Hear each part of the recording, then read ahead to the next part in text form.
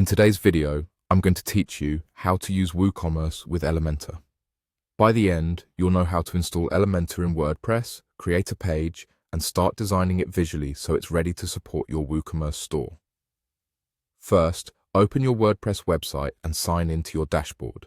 On the left-hand menu, click Plugins. This is where you manage and add tools that extend your site. In the Plugins area, use the search field to look for Elementor.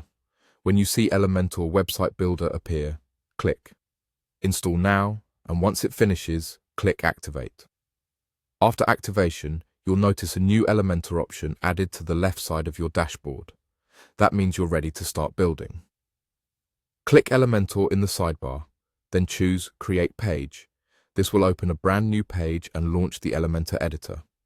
The editor has two main parts, a live preview canvas on the right, where you see your page as you design it, and a panel on the left with widgets and settings. You can drag elements like headings, text, images, buttons, and spaces onto the canvas and drop them exactly where you want them. If your store already uses WooCommerce, you'll also see WooCommerce-specific widgets available, such as product grids, product titles, prices, and add-to-cart buttons, which you can drag in just like any other element. As you place elements, click each one to customize it. Under the Content tab, you control the text and basic settings.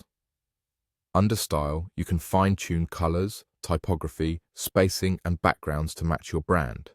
The Advanced tab gives you control over margins, padding, motion effects, and responsive behavior.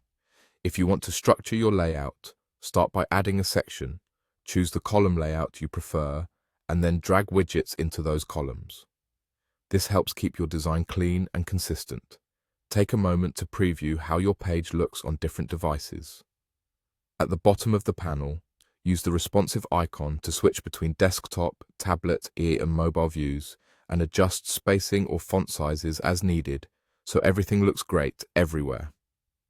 As you build, it's a good habit to save your progress. When you're happy with how everything looks, click Publish. WordPress will confirm that your page is live. You can copy the page URL to share it or add it to your site's menus so customers can find it easily. That's it.